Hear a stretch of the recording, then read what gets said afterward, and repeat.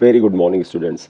बेटा सुबह मॉर्निंग 4 बजे वीडियो बना रहा हूँ क्योंकि कल एनएमसी की वेबसाइट पर एक नोटिस आया। नोटिस को आप में से बहुत से बच्चों ने मेरे साथ भी शेयर किया कि क्या सर ये नोटिस सही है। मैंने कहा इसको कंफर्म करके आपको बताते हैं। और बेटा जब इस नोटिस को कंफर्मेशन के लिए आप एनएमसी की वेबसाइट को खोल रहे थे तो एनएमसी की वेबसाइट जो है वो काम ही नहीं कर रही थी, इसलिए मैं आपको उसके बारे में इन्फॉर्मेशन दे नहीं पाया। अब आपको इस नोटिस के बारे में बताते हैं कि ये नोटिस कितना सही है या कितना गलत है। तो बेटा जो सीबीएसई के और एनसीईआरटी की बुक में चेंजेस हुए थे जिसके तहत आपके काफ़ी चैप्टर घटा दिए गए थे, तो क्या वो अभी भी वैलिड है?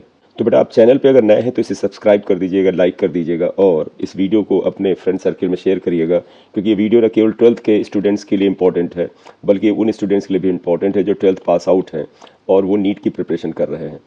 तो बेटा आपको बताएं, एनएमसी की वेबसाइट में अर्ली मॉर्निंग में आज फिर मैंने इसको ओपन किया तो फाइनली वेबसाइट खुल गई और एनएमसी की वेबसाइट पे ये नोटिस दिखा। इसका मतलब ये नोटिस बिल्कुल ट्रू है। इस नोटिस को बेटा देखें तो क्या बोला है, it is notified to all the stakeholders specially aspiring candidates that the undergraduate medical education board यानी यूजी नीट की बात कर रहे हैं and autonomous body under national medical commission has finalise the NEET UG 2024 syllabus.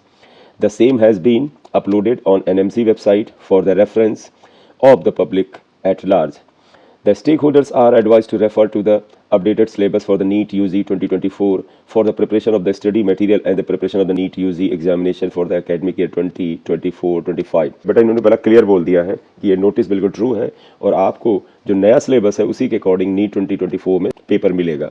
ये जो syllabus है बेटा अब आपके सामने जो यहाँ पर डिस्प्लेड है ये असली सिलेबस है। वैसे भी आपको याद होगा जो एनसीईआरटी की बुक है उसमें टोटल बेटा जो आपकी फिजिक्स केमिस्ट्री बायोलॉजी में 97 चैप्टर्स थे, उनमें से रिड्यूस करके चैप्टर्स को 79 चैप्टर्स कर दिया गया था। यानी अब आपके पास 79 चैप्टर्स का सिलेबस है जो कि 2024 की नीट में आपको फॉलो करना है। ये टॉपिक्स कितने कम हुए हैं, इनका क्या इम्पैक्ट होगा वो मैं बताता हूँ, क्योंकि मैं फिजिक्स पढ़ाता हूँ तो मैं फिजिक्स सब्जेक्ट पर इसके बारे में बात करूँगा। अन्य सब्जेक्ट का सिलेबस में जो चेंज हुआ है वो आप देख लीजिएगा।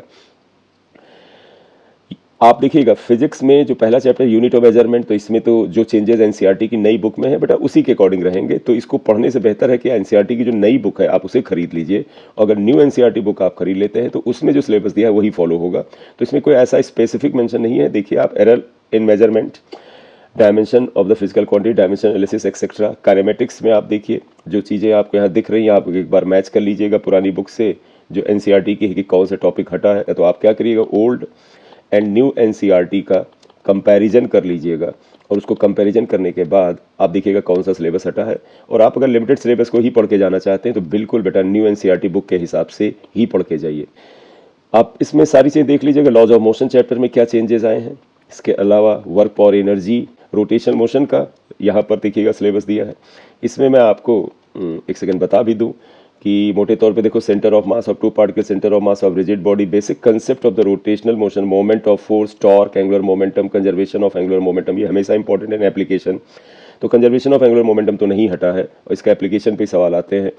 Moment of inertia, radius of gyration, values of moments of inertia for simple geometrical objects, parallel and perpendicular axis theorem of the MI and their application, equilibrium of rigid body rotation and equation of rotational motion, comparison of linear and rotational motion। ये syllabus है, आप इसके according देख लीजिए इसमें आपको कौन सा टॉपिक यहाँ से हटाया गया है। इसका बेस्ट तरीका है बेटा ओल्ड बुक रखिए, न्यू बुक रखिए, कंपैरिजन करिए, टू दी पॉइंट आपको पता चल जाएगा। मैं कंपेयर करके आपको बताऊंगा बेटा, मैं एग्जैक्टली कंपेयर करके बताऊंगा, क्योंकि अभी तक जो बोर्ड में इसका चेंज हुआ था मैं उसको लेके ज़्यादा कंसर्न नहीं था। मेरा आइडिया है कि जेईई मेंस में भी हो सकता है यही सिलेबस लगे जो कि नई एनसीईआरटी की बुक में है। उससे रिलेटेड जैसे ही इन्फॉर्मेशन मिलेगी मैं आपके साथ शेयर करूंगा। ग्रेविटेशन में आप देख लें, properties of solids and liquid में देखिएगा तो 11th में जो पहली नज़र में मुझे सबसे पहले दिखता है वो एक चीज़ हटी है। क्या आप देखिएगा, ऑसिलेशन एंड वेव में डॉपलर इफेक्ट था वो नहीं है। देखिए यहाँ बीट्स तक दे रखा है, डॉपलर इफेक्ट हटा दिया है। इसके बाद इलेक्ट्रोस्टैट्स 12 का सिलेबस आ जाता है। सिमिलरली बेटा इलेक्ट्रोमैटिक वेव और ऑप्टिक्स में है।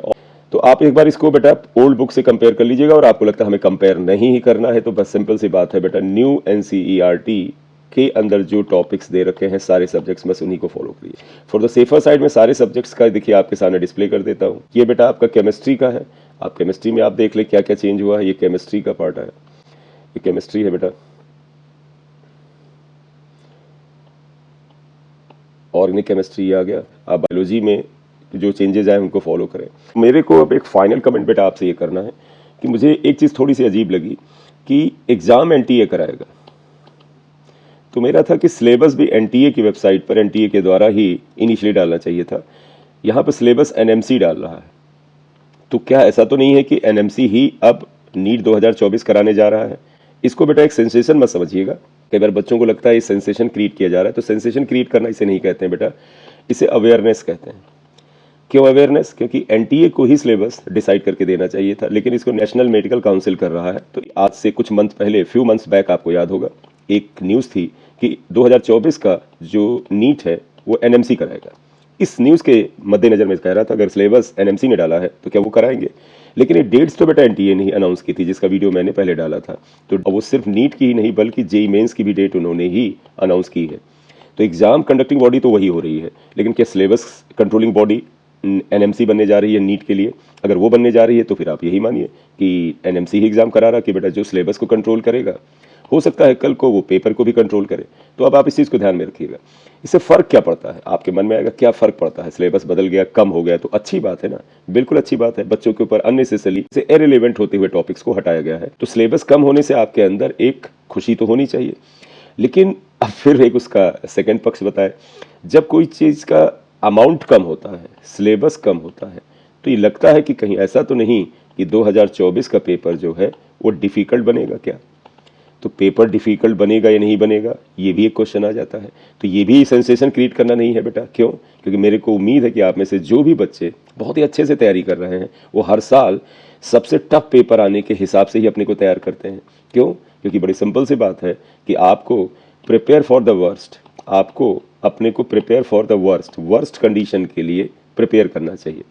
And hope for the best, उम्मीद करो कि होप फॉर द बेस्ट, उम्मीद करो कि आए वही जो आपने सोचा है, ठीक है? लेकिन बेटा प्रिपरेशन आपको वर्ष की करनी चाहिए। तो हो सकता है पेपर का डिफिकल्टी लेवल 2024 में थोड़ा सा बढ़ जाए। तो बेटा इस वीडियो में यही बात करनी थी। अगर आप इस चैनल पे नए हैं तो इसे सब्सक्राइब कर दें, लाइक कर दें और शेयर कर दें। This is M Singh sir here. Thank you very much. आप इससे रिलेटेड कोई कमेंट करना चाहते हैं तो कमेंट बॉक्स में लिख सकते हैं। Thank you very much.